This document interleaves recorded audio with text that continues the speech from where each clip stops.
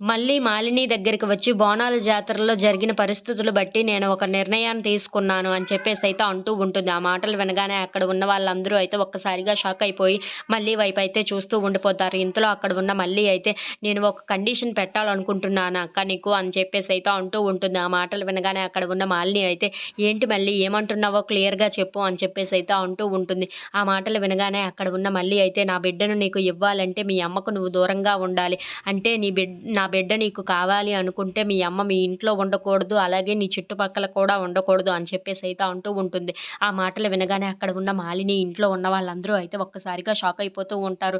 ఇంతలో అక్కడ ఉన్న వసుంధరాదేవి అయితే మళ్ళీ ఏమంటున్నావు నువ్వు అని చెప్పేసైతే అంటూ ఉంటుంది. ఇంతలో అక్కడ ఉన్న మళ్ళీ మాత్రం అవునక్క నేను చెప్తున్నది నిజం. ఈ కండిషన్ ఓకే అయితేనే నా బిడ్డను నీకు ఇవ్వగలను. నా బిడ్డకి నీ అమ్మ వల్ల చాలా ప్రాబ్లమ్ ఉంది అని చెప్పేసైతే అంటూ ఉంటుంది. ఆ మాటలు వినగానే అక్కడ ఉన్న వసుంధరాదేవి, మాలిని ఇంట్లో ఉన్న వాళ్ళందరూ అయితే ఒక్కసారిగా షాక్ అయిపోతూ ఉంటారు. నా బిడ్డ నీకు కావాలి అని అనుకుంటే మీ అమ్మని నువ్వు దూరంగా పెట్టాల్సి ఉంటుంది అని చెప్పేసైతే అంటూ ఉంటుంది. ఇంతలో అక్కడ ఉన్న మాలిని అయితే వాళ్ళ అమ్మ వైపు చూస్తూ ఉండిపోతుంది. నీకు నా బిడ్డ కావాలో లేదంటే మీ అమ్మ కావాలో ఏదో ఒకటి ఆలోచించుకొని చెప్పక్క. అలాగైతేనే నా బిడ్డను నీకు ఇవ్వగలను. లేదంటే నా బిడ్డను నీకు ఇచ్చే పరిస్థితులే లేవు అని చెప్పేసైతే అంటూ ఉంటుంది.